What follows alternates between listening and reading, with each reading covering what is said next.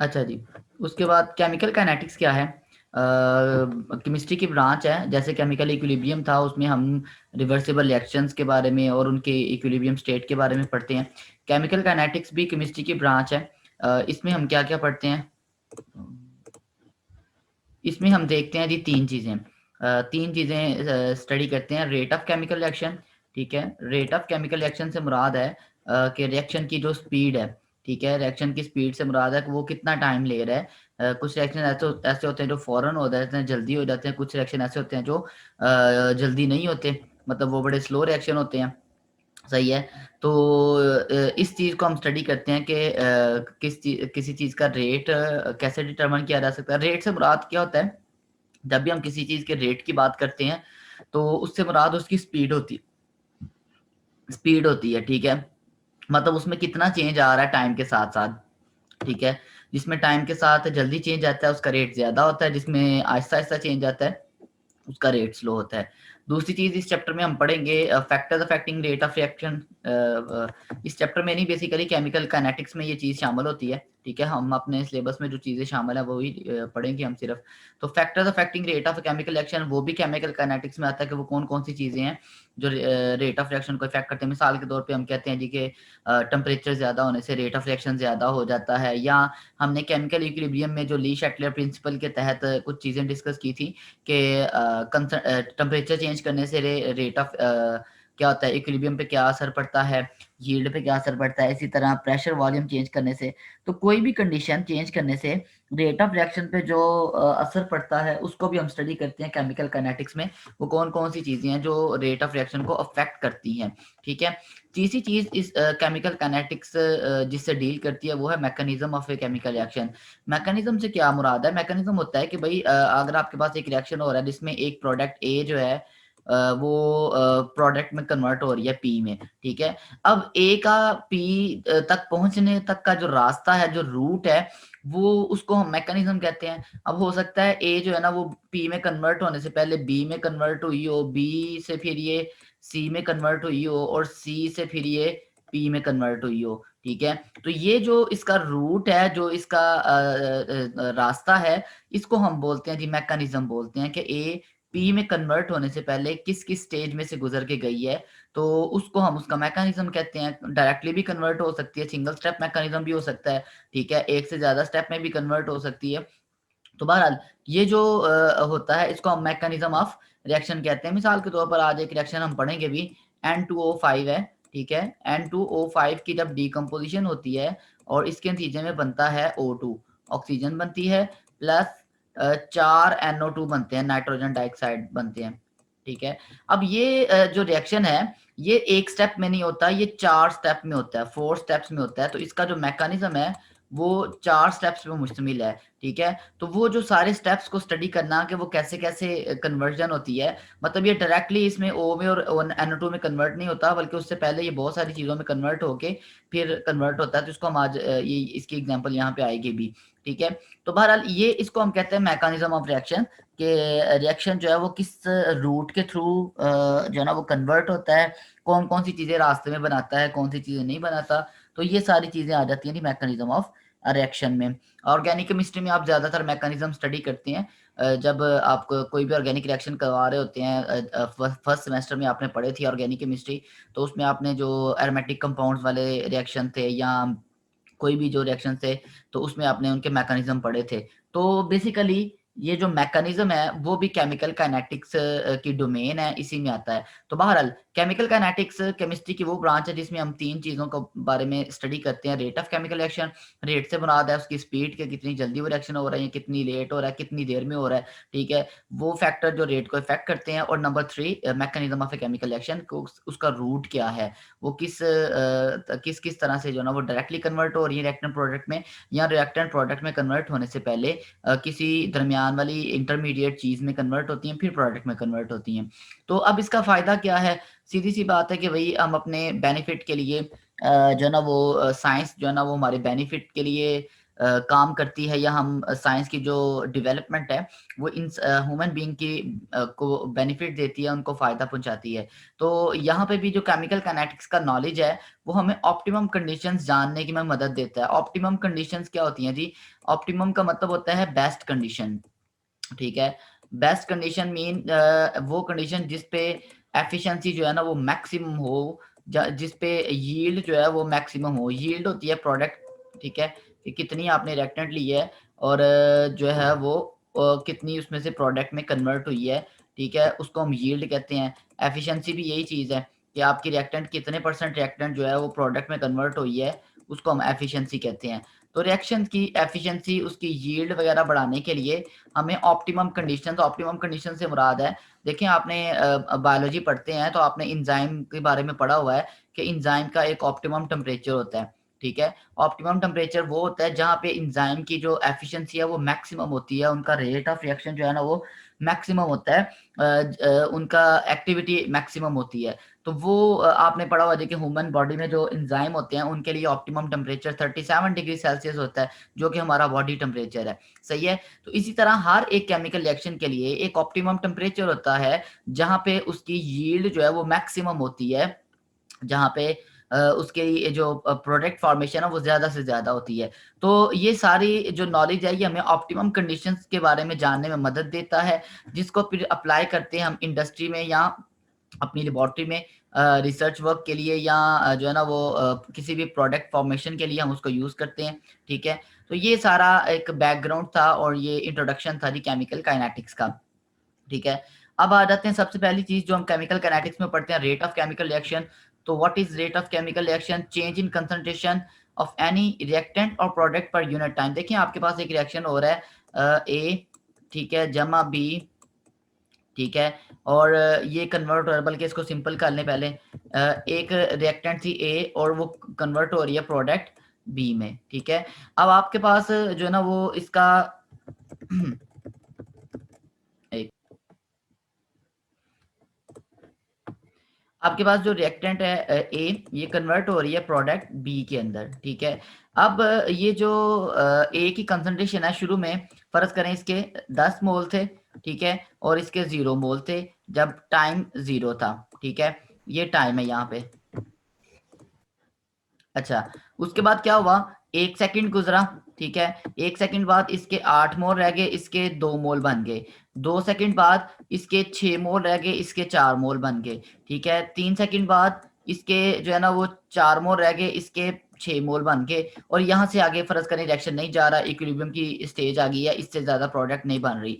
तो अब क्या हुआ है, टाइम गुज़रने के साथ-साथ रिएक्टेंट की कंसंट्रेशन भी चेंज हुई है, कम हुई है, ठीक है? ये डिक्रीज़ हो रही है, और प्रोडक्ट की कंसंट्रेशन भी चेंज हुई है, वो इंक्रीज़ हुई है। लेकिन एक बात याद रखें कि जितना रिएक्टेंट कम हुई है, उतनी ही प्रोडक्ट ज़्यादा हुई हैं। तो रेट ऑफ रिएक्शन होता है change in concentration with respect to time. देखिए 1 सेकंड बाद कंसंट्रेशन में कितना चेंज आया है, ठीक है? रिएक्टेंट की कंसंट्रेशन में कितना चेंज आया है 1 सेकंड में? बताएँ ज़रा।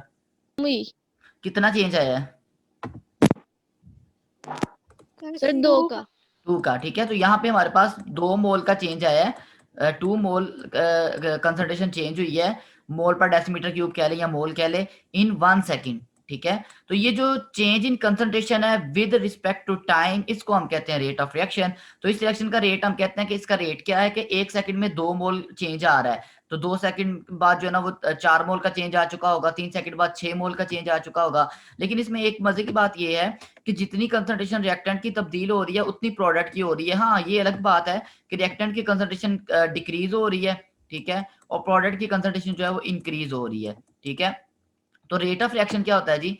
रेट ऑफ रिएक्शन को हम कहते हैं स्पीड ऑफ रिएक्शन, कि कितनी जल्दी वो रिएक्शन हो रहा है या कितना लेट हो रहा है, ठीक है? ऐसा भी तो हो सकता है कि ये रिएक्शन जो है वो यहाँ पे टाइम जो है इसका वो सेकंड की बजाय मिनटों में होता, ठीक है? मतलब टाइम शुरू में 0 था और बाद में जो है ना वो 5 मिनट बाद जो है ना इसमें कंसंट्रेशन का चेंज 2 आता, और उसके बाद अगले 10 मिनट बाद इसमें कंसंट्रेशन का चेंज क्या आता, 6 आ जाता।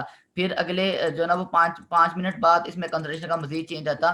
तो जो भी टाइम के लिहाज़ से कंसंट्रेशन में चेंज आ रहा है, ठीक है? उसको हम कहते हैं रेट ऑफ रिएक्शन, ठीक है? तो जो फास्ट रिएक्शन होते हैं उनका रेट बहुत ज़्यादा होता है, जो स्लो रिएक्शन होते हैं उनका रेट क्या होता है जी, बहुत कम होता है, ठीक है। हाँ, एक और बात के रेट ऑफ रिएक्शन को मेजर कर सकते हैं, रिएक्टेंट की कंसंट्रेशन से भी मेजर कर सकते हैं, प्रोडक्ट की कंसंट्रेशन से भी क्या कर सकते हैं, मेजर कर सकते हैं। देखिए हम बेसिकली कैसे मेजर करते हैं, हमें सिर्फ एक चीज चाहिए कि हम टाइम नोट कर रहे हैं और उस टाइम के दौरान कंसंट्रेशन में क्या चेंज आया है।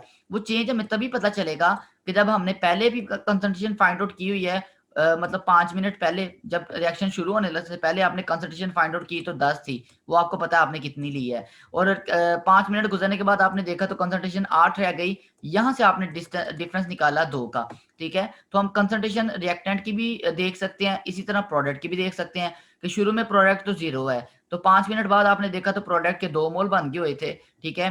तो यहाँ से भी हम रेट ऑफ रिएक्शन निकाल सकते हैं, और जो रिएक्टेंट के हिसाब से रेट ऑफ रिएक्शन है और जो प्रोडक्ट के हिसाब से रेट ऑफ रिएक्शन है, ये दोनों इक्वल होते हैं हमेशा, ये दोनों इक्वल होते हैं। हाँ, अलबत्ता इनके साइन ऑपोजिट होते हैं। हम जो रेट ऑफ रिएक्शन है, किधर गया, हाँ जी, रेट ऑफ रिएक्शन जो है ना वो हम रिएक्टेंट के हिसाब से जो है ना उसको नेगेटिव साइन देते हैं। नेगेटिव साइन सिर्फ ये शो करता है कि ये रेट आहिस्ता आहिस्ता डिक्रीज होगा, ठीक है ना, मतलब और जो प्रोडक्ट के हिसाब से है उसको पॉजिटिव साइन देते हैं, ठीक है। मतलब यहाँ पे आगे मैंने कुछ बनाए हुए हैं, ये वाला फॉर एग्जांपल अगर एक जनरल रिएक्शन है, यहाँ पे तीर का निशान नहीं याद रहा, ये लें, ये एक जनरल रिएक्शन है जिसमें ए बी में कन्वर्ट हो रहा है, तो इसका रेट दोनों तरह से लिख सकते हैं, रिएक्टेंट के हिसाब से भी लिख सकते हैं रेट, और प्रोडक्ट के हिसाब से भी लिख सकते हैं। यहाँ पे डी जो है वो शो कर रहा है चेंज को। मैंने आपको उस दिन भी बताया था कि ये जो साइन है, डी का साइन, डेल्टा का साइन या करली का साइन, ये एक ही चीज को शो कर रहे हैं, चेंज को, ठीक है। अलबत्ता ये जो होता है ना, ये स्मॉल चेंज है, वेरी स्मॉल चेंज है, ये वेरी स्मॉल चेंज है, ठीक है। और जो आपके पास है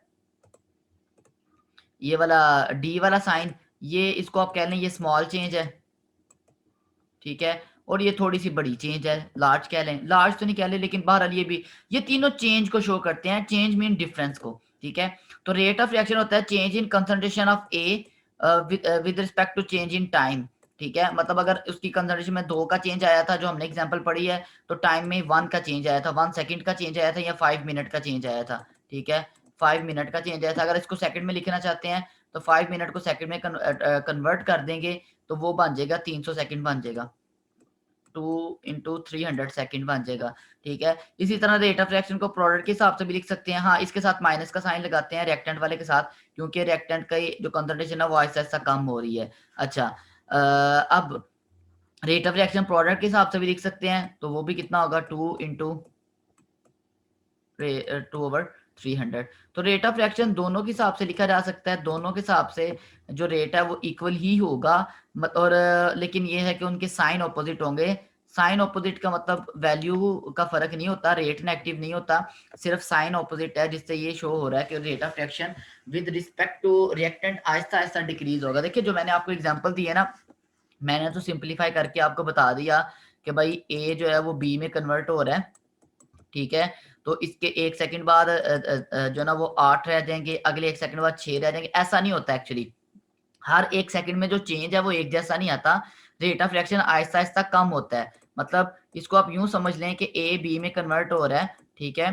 तो शुरू में इसके 100 मोल थे, ठीक है, और बी के 0 मोल थे जब टाइम 0 था, ठीक है। 1 सेकंड या 1 मिनट गुजरने के बाद आफ्टर 1 मिनट, ठीक है, इसके रह गए 80 मोल और इसके बन गए 20 मोल, ठीक है। आफ्टर 2 मिनट इसके जो ना वो अब कम हो जाएंगे, फर्ज करें 70 मोल रह गए हैं और इसके बन गए हैं 30 मोल, ठीक है। आफ्टर 3 मिनट इसके जो है ना वो फर्ज करें रह गए हैं 65 मोल और इसके बन गए 35 मोल। अब यहाँ पे एक चीज आप ऑब्जर्व करेंगे कि जब आप रेट निकालेंगे हर एक के लिए, मतलब यहाँ पे पहले मिनट में जो चेंज आया वो 20 का चेंज आया है, ठीक है। दूसरे मिनट में जो चेंज आया वो 10 का चेंज आया है, तीसरे मिनट में जो चेंज आया वो 5 का चेंज आया है। तो इसका मतलब ये है कि रेट ऑफ रिएक्शन जब आप निकालेंगे पहले मिनट के लिए तो वो आएगा 20/60, मतलब अगर सेकंड में निकालना चाहते हैं, ठीक है, तो ये आ जाएगा 1/3, ठीक है, तकरीबन, या 0.33 कह लें इसको, ठीक है, मोल पर डेसीमीटर क्यूब पर सेकंड, ठीक है। जब आप रेट ऑफ रिएक्शन निकालेंगे दूसरे मिनट के लिए, ठीक है, दूसरे मिनट के लिए निकालेंगे तो दूसरे मिनट में जो कंसंट्रेशन का चेंज आया वो 10 का चेंज आया, तो 10/60 आ जाएगा या 1/6 आ जाएगा। 1/6 जो है ना वो जो ना वो क्या होता है, ये होगा 6, हाँ ये तकरीबन कम हो जाएगा ना, 0.0 में आ जाएगा, 1/6 आ जाएगा, पहले 1/3 था। और अगर आप तीसरे मिनट के लिए निकालेंगे तो वो बन जाएगा 5/60, ठीक है। तो ये बन जाएगा 1/12, ठीक है। तो इसका मतलब ये है कि रेट ऑफ रिएक्शन जो है वो आहिस्ता आहिस्ता कम हो रहा है रिएक्टेंट के हिसाब से, ठीक है। रिएक्टेंट के हिसाब से आहिस्ता आहिस्ता कम होगा और प्रोडक्ट के हिसाब से Aahista Aahista rate of reaction जो है वो क्या होता जाएगा, ज्यादा होता जाएगा। लेकिन बहरहाल जो ना वो दोनों जो ना रेट ऑफ रिएक्शन जो है ना वो सॉरी कंसंट्रेशन प्रोडक्ट की ज्यादा हो रही है, लेकिन रेट दोनों का इक्वल ही है, रेट इक्वल है। कंसंट्रेशन रिएक्टेंट की कम हो रही है, प्रोडक्ट की ज्यादा हो रही है, लेकिन दोनों की वजह से जो रेट ऑफ रिएक्शन है वो एक जैसा ही होगा और रेट ऑफ रिएक्शन आहिस्ता आहिस्ता डिक्रीज होता है। जी ये बात समझ आई है यहाँ तक, रेट ऑफ रिएक्शन के बाद? जी सर।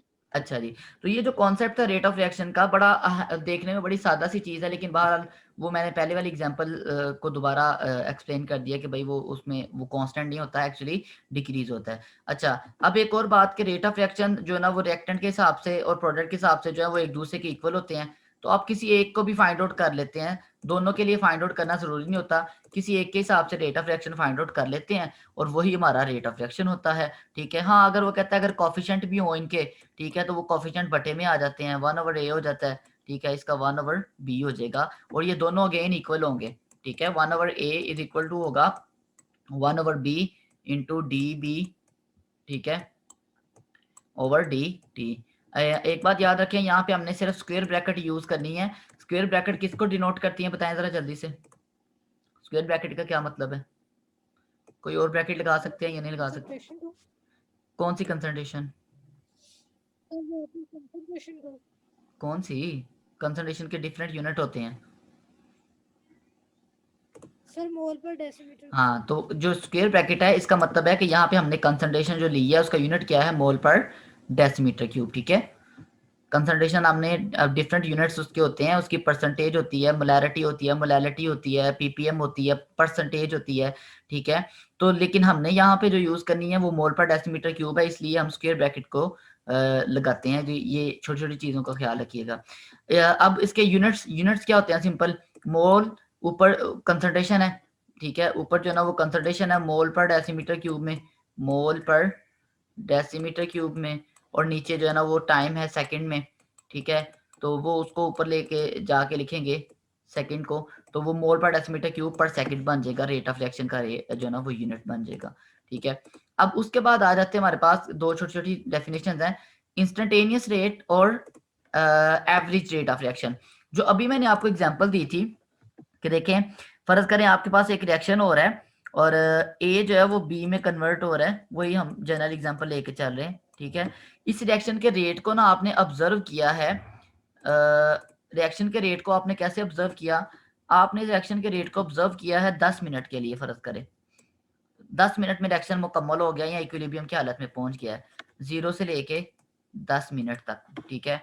यहाँ पे फर्ज करें 2 मिनट है, यहाँ पे 4 है, 6 है, 8 है और 10 मिनट।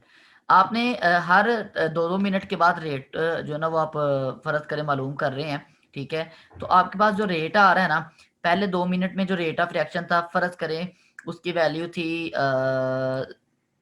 10 थी फर्ज करें, ठीक है। अगले 2 मिनट बाद उसकी जो वैल्यू थी वो फर्ज करें 5 थी, उसके अगले 2 मिनट बाद उसकी जो वैल्यू थी वो 2.5 थी, ठीक है। अगले 2 मिनट बाद 1.125 थी, ठीक है। और अगले जो ना वो 2 मिनट बाद उसकी वैल्यू इससे भी हाफ हो गई थी, 1.1 का 1.2 का अगर हाफ लें तो वो 0.625 बन जाएगा, ठीक है। हाँ जी 0.625। अच्छा जी, अब ये क्या है कि 612 बनेगा 125, ठीक है। बहरहाल अब ये क्या हुआ, ये आपने एक 10 मिनट के लिए एक रिएक्शन को देखा है। अगर आप आप ये जानना चाहें कि भाई आफ्टर 6 मिनट, जब 6 मिनट हुए थे तो रिएक्शन का रेट क्या था, इसको हम कहते हैं इंस्टेंटेनियस रेट ऑफ रिएक्शन, कि आप किसी भी वक्त रिएक्शन के किसी भी वक्त पे देखना चाहें जी रेट ऑफ रिएक्शन क्या है, तो वो होता है इंस्टेंटेनियस रेट। मतलब आप कहते हैं जी रिएक्शन शुरू हुए 5 मिनट हो गए हैं, तो 5 मिनट उसका रेट क्या था, ठीक है। रिएक्शन के शुरू होने के 2 मिनट बाद उसका रेट क्या था, उसके 4 मिनट बाद उसका रेट क्या था। ये जो रेट ऑफ रिएक्शन होता है इसको हम बोलते हैं इंस्टेंटेनियस रेट ऑफ रिएक्शन, ठीक है। और एक हमारे पास होता है average rate of reaction. Average rate of reaction होता है कि हम दो टाइम इंटरवल्स के दरमियान जो एवरेज रेट है वो लेते हैं। दो टाइम इंटरवल्स के दरमियान एवरेज रेट से क्या मुराद है, फर्ज करें वो टाइम इंटरवल आप अपनी मर्जी के ले सकते हैं। मिसाल के तौर पर आप टाइम इंटरवल ले सकते हैं कि 0 से लेके 10 मिनट के दरमियान जो rate of reaction average rate of reaction था वो क्या था। फर्ज करें जी वो आपको आपके पास आता है कि वो जो एवरेज रेट ऑफ रिएक्शन था वो 2.5 था, फर्ज करें, ठीक है। तो अब इंस्टेंटेनियस रेट तो किसी भी वक्त हो सकता है। इंस्टेंटेनियस रेट 1 मिनट बाद भी हो सकता है, इंस्टेंटेनियस रेट 2 मिनट बाद भी हो सकता है, 3 मिनट बाद भी हो सकता है, 4 बाद भी हो सकता है, 5 के बाद भी हो सकता है। लेकिन एवरेज रेट जो होता है ना वो थ्रू आउट दो टाइम इंटरवल्स के दरमियान एक ही होता है, ठीक है। वो एवरेज होता है पूरे। देखिए ना रेट ऑफ रिएक्शन हमेशा एक जैसा नहीं रहता, आहिस्ता आहिस्ता कम होता है या ज्यादा होता है, ठीक है। तो वो जो रेट ऑफ रिएक्शन कम हो रहा है तो हम उस सारे का एवरेज ले लेते हैं, सारे रेट्स का।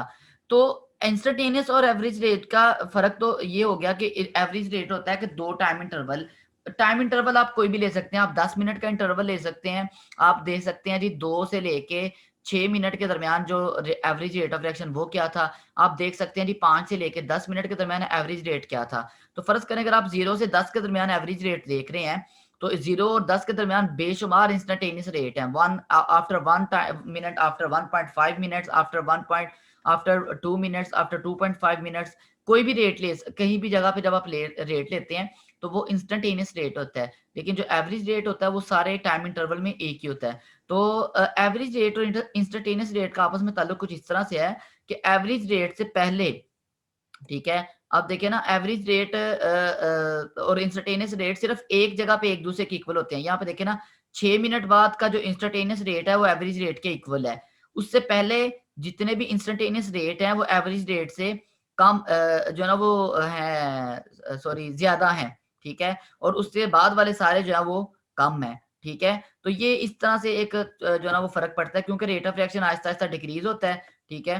रेट ऑफ रिएक्शन आहिस्ता आहिस्ता डिक्रीज होता है। तो मतलब अगर 0 से लेके आपने 10 मिनट के दरमियान रेट ऑफ रिएक्शन देखे हैं तो रेट ऑफ रिएक्शन शुरू में 10 था, फिर जो है ना वो 5 हो गया, 2.5 हो गया, 1.25 हो गया, ठीक है। तो ये अगर आपका एवरेज रेट है और ये इंस्टेंटेनियस है, ये इंस्टेंटेनियस है, ये इंस्टेंटेनियस है, ये भी इंस्टेंटेनियस है, तो पहले इंस्टेंटेनियस ज्यादा है एवरेज से, बाद वाले इंस्टेंटेनियस एवरेज से कम है। सिर्फ एक पॉइंट पे इंस्टेंटेनियस और एवरेज एक दूसरे के क्या हो रहे हैं, इक्वल हो रहे हैं, ठीक है। तो ये एक छोटी सी डेफिनेशन थी instantaneous rate of reaction and average rate of reaction की। यहाँ तक समझ आइए।